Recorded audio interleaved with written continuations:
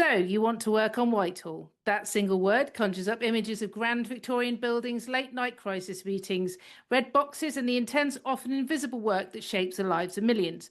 But what's it really like to work there? In today's episode, I'm joined by Joe Tetlow, who is a former policy director, special advisor, and speechwriter for former Home Secretary James Cleverly.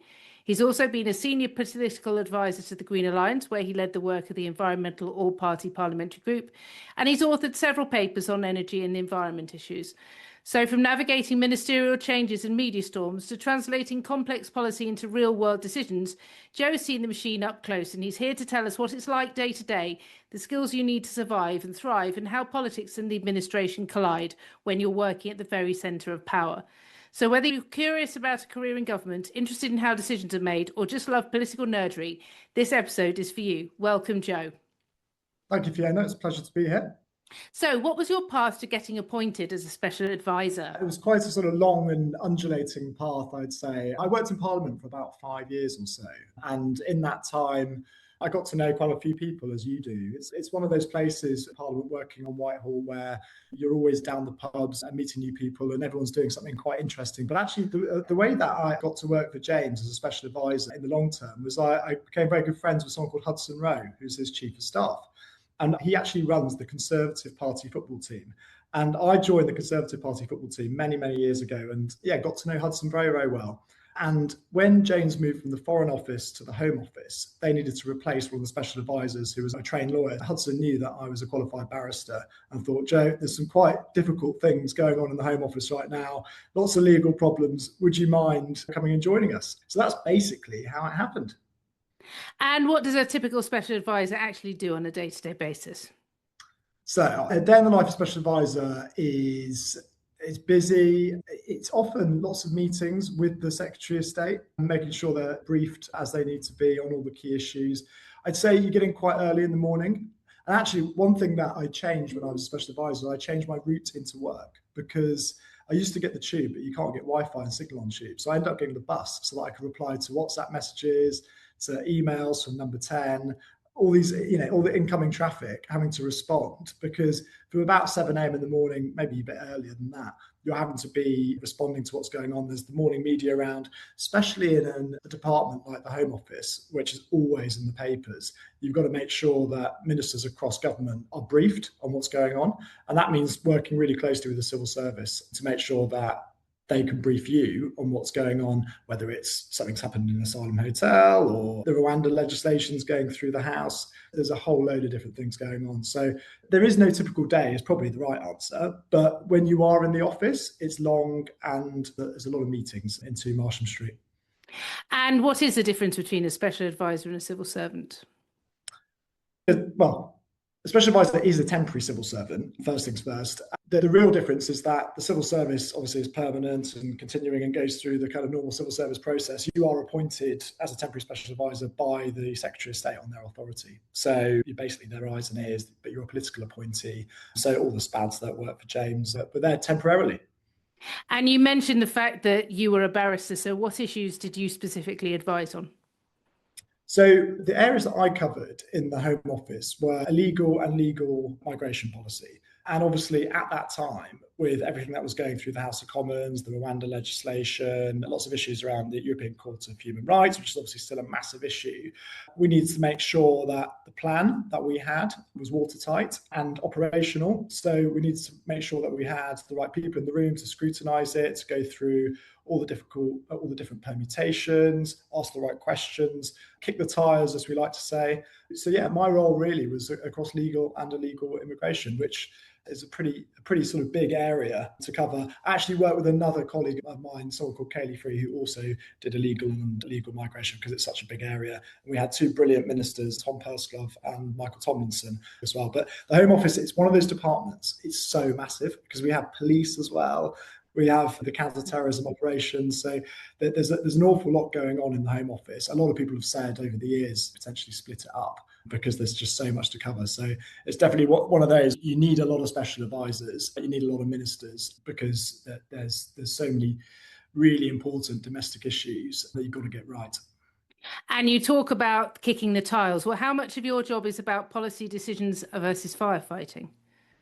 Yeah, it's a really interesting question, actually. I think firefighting, I remember when we first arrived in the Home Office, I think it was one of my colleagues said, Nick Timothy and Video back in the day, or Theresa May really just dealt with firefighting the whole time.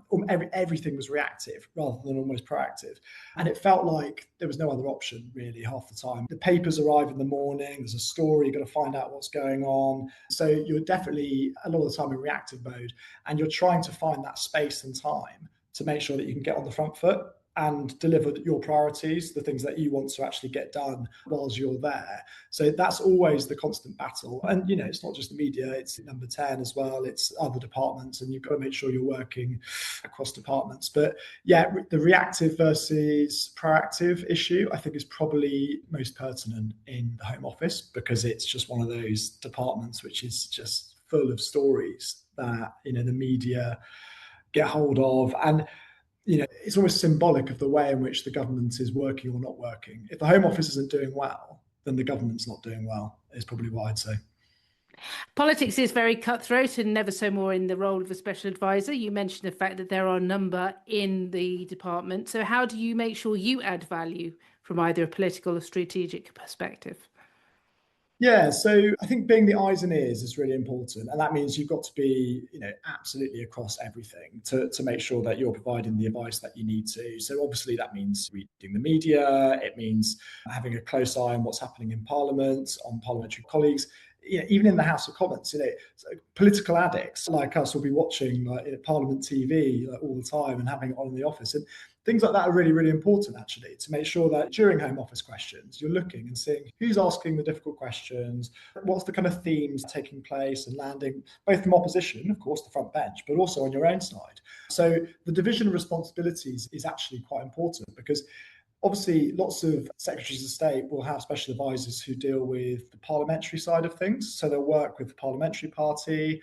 But even if you're dealing with policy, it's not so far removed from the parliamentary party and the issues that are coming up. You've got to make sure that you are across what's going on, even to the extent of looking at the written parliamentary questions that are coming across the desk. So as you all know, as many of your listeners all know, this is something which ministers have to respond to. And so you'll see, the types of questions that are coming up, you'll be able to see the themes, you'll be able to see the difficult questions from the difficult people, and build a bit of a picture. And that's something which, if something is constantly flagging up, you might want to say to the Secretary of State, actually, it's probably worth having a meeting with this person about this, or, and I think it's just worth kind of noting that these things do get seen within the Home Office by the special advisors and by the ministers, and that it's not just some opaque system where they're not actually getting to see these things. It does actually help drive the agenda. And how can you ensure that you have a good working relationship with the civil service?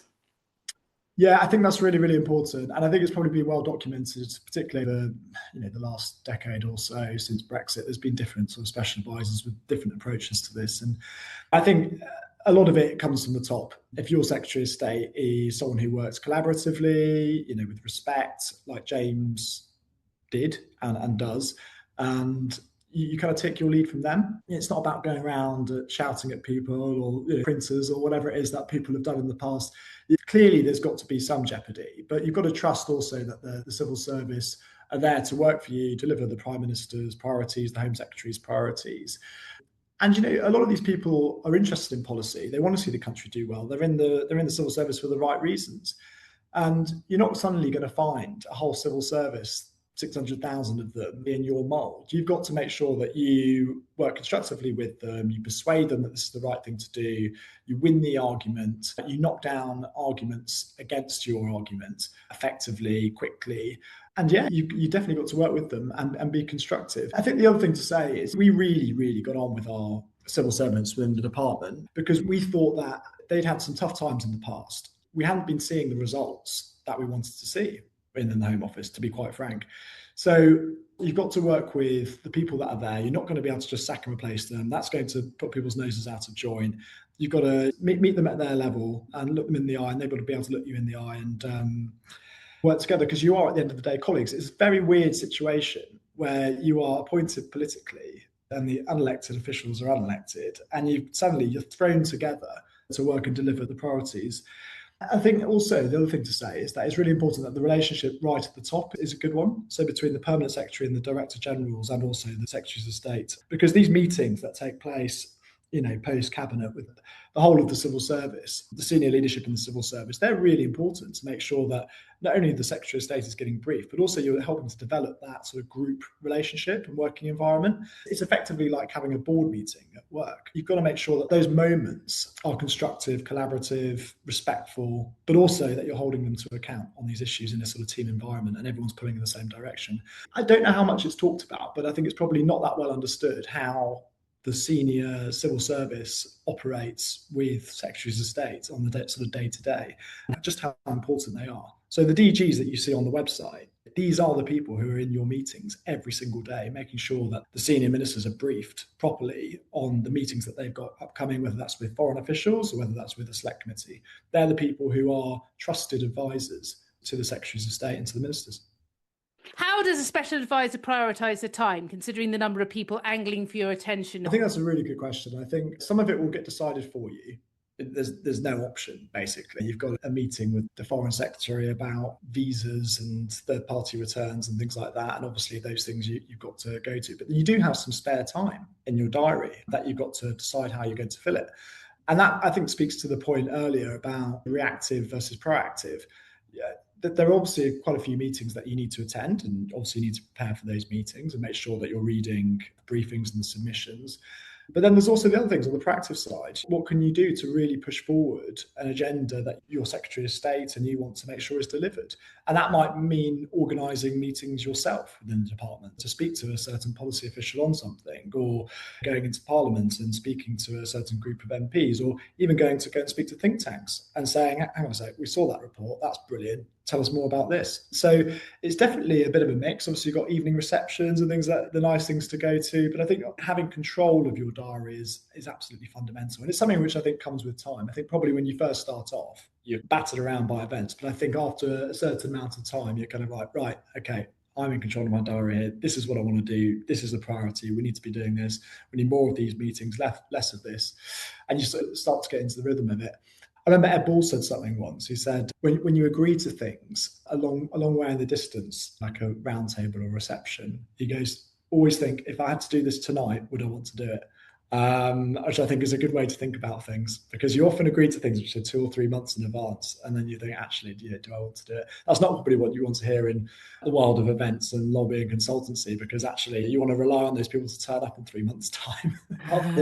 Bail out at the last minute. But I think, it is something where you've got to, your time is your currency, really, in many respects, and you've got to be really careful with it. The other thing I would add on time, and your diary might look a little bit empty, but one thing that special advisors have to do is their homework, and that is in the form of submissions. The amount of submissions that you have to get through on the policy side of things, the sort of day-to-day business of what goes in the red box, your advice note, you're reading these quite long submissions, these briefings on some quite detailed policy areas. And you've got to get through them. Sometimes they're 30, 40, 50 pages. If it's immigration rule changes, for example, it might be over 100 pages. And you've got to read the whole thing, because there might be something buried in there which is really quite politically sensitive, which if you don't spot and you say, this is fine, this is great, well, my advice is you should approve this, then someone might turn around later on and go, hang on a sec, you said approve that, did you even read it? So you've got to be really, really careful and make sure that you do have that level of attention to detail, you do your work and you get through it, because as soon as your tray is empty of submissions, the civil servants will come along and fill it up again, because there are a lot of things that need to be signed off and decisions have got to be made. So a lot of time, I think it's probably underappreciated, a lot of time is getting through those advice notes, those submissions. And how would you advise someone to manage the intense pace and the long hours? You mentioned the fact that you had to change your bus route, or you had to change your transport route into work in order to try and keep up. How would you make sure that people can manage the pace? That sort of bus route thing is quite funny. I mean, I would be interested to know how many other special advisors had to do something like that. The thing is, if you're doing this job, it's going to be temporary. So to some degree, obviously some people have been in the job multiple years, but the way politics is at the moment, it is quite short term. So you've got to kind of see the light at the end of the tunnel. The reality is you've got to enjoy it. You've got to throw yourself into it. You've got to enjoy it. You've got to appreciate that you're going to be working long hours, and it's public service at the end of the day. I think the thing that you've always got to have in the back of your mind is your partners, your friends, your family, because they're the ones who are kind of suffering from you working these long hours or taking time away on holiday to work, bank holidays, all these sorts of things, missing birthdays or important events because you've just got things that you need to do, places that you need to be. So that's definitely something that you need to manage. I think to the point I made earlier about receptions and things in the evening, sometimes I think special advisors, if they've been doing a long day's work in the office, they might just want to go home and they don't want to necessarily go to that think tank reception report launch or whatever it is. And that's completely understandable. And it's not something where anyone should take any great offense at. It's just because the hours are long and they've got to find some time to kind of be normal and not just political. And as you say, communication is key in this role. So how do you tailor advice for different audiences? I think it's tough, isn't it? Because it's one of those things where you're obviously very, very cognizant of the audiences that you're speaking to. So, for example, if you're doing a speech, you're thinking about who's going to be listening to that, who's going to be in the room, but also even internally, like every single thing you do from a policy perspective, you're thinking, how is that going to be received by voters, by MPs, by the media? So you're kind of thinking about the audiences and what it looks like as a story. And that was my constant sort of thought process as I was looking at policy decisions and submissions was, does it pass the sort of Daily Mail smell test? How is this going to land in the media? It cleverly says this or cleverly does that. You've got to think about that because if you get it wrong, it could be a front page splash if it goes wrong. So you're constantly thinking as a special advisor about your boss and the reputation and making sure that you're landing the right messages with the right audiences. And also to a certain extent, you're thinking about not just what you are doing, but what you're not doing and what you're stopping. So a lot of the stuff that goes on is actually stopping things from happening and from getting into the media or from getting out there because you know that it's going to land badly. So you're trying to basically close the door on something. And I find it, amazing when I see things come out of the Home Office or any departments. I always think, how did that come to fruition? Or I wonder whether the special advisor read that or the minister read that, who signed that off? There's always these things where when you've been in the building, you've seen things happen, you think, oh my God, that's a bit of a cock up. How did that happen? So it is quite funny. And also equally, like you think, oh my God, this thing still hasn't come out from the time that I was there. What advice would you give someone just starting in the role regarding what they should prioritise first? I think starting in the role, depending on whether you've been a special advisor before in another department or not, I think the really important thing is to really get to know the people who are closest to your policy area in the department and understand the key issues, the key priorities that exist in the department and the upcoming business. Depending on whether you start at the same time as your Secretary of State or not, you need to understand what their priorities are and really make sure that you're focusing your time on delivering those priorities, particularly if it's on your policy area. So I'd say those are the first few things. It's like starting any new job. The first couple of months are going to be a lot of learning, but I think it's about trying to reduce that time as much as possible to try and get up to speed as quickly as possible and then start putting your stamp on things and making sure that your issues, your priorities are starting to be heard by the civil service and things are starting to happen. But I think there definitely has to be an element of understanding what's going on and taking stock of that and building those relationships first, rather than telling everyone how to do their job better. It's like any job; you've got to understand where they're coming from to start with, I think. Who would you go to as a mentor for advice in such a role? Because it seems quite lonely. Yeah, I think that's where it's helpful if you've got a chief of staff, someone who's running the SPAD team, to have someone who's quite senior, who's done it before, who's been around the block, who's maybe worked for other secretaries of state or other departments. That is absolutely critical because they will have dealt with lots of the issues that you're facing. They would have dealt with it before, and they'll be able to give you some advice. Say, have you thought about this? Have you thought about that? Why don't you go and ask them this? All these sorts of things. So yeah, that's really, really handy. And for me, Hudson was fantastic at doing that. Obviously, it's not always the case, but I think someone who's had the experience before, it's always useful to have a mentor who can provide some candid advice. And finally, is it possible to make a mistake in this role and not get fired? Well, I can't speak from experience on this, but I think that depends largely on your Secretary of State and the relationship that you have with them. And they're, likely to throw you under the bus or not. That definitely never happened with us. And hopefully I don't think we made any serious mistakes either. Like I said earlier, if you didn't read or your submission and weren't doing the work and sign something off, ultimately, they should take responsibility, but they might turn around and say, I'm afraid, you've got a job to do and you've not done it. Like, I need someone to do it better. And I don't think it would be wrong to do that. Obviously, it depends who you are and your personality, but it's a really important role. The secretaries of state, ministers need special advisors to help them, and that is your job. And if you're not doing it, then Go and do something else. Go and do something else. Thank you so much, Joe, for giving us your insight into such a secretive world, but a world that is so very important to all of us. And thank you to the viewers who've hopefully enjoyed the show as much as we've enjoyed making it. If you have any questions regarding the podcast today, please feel free to comment. If you think it's worth coming back, please like and subscribe. And we'll be bringing to you another So You Want To very soon. Have a good week, one and all.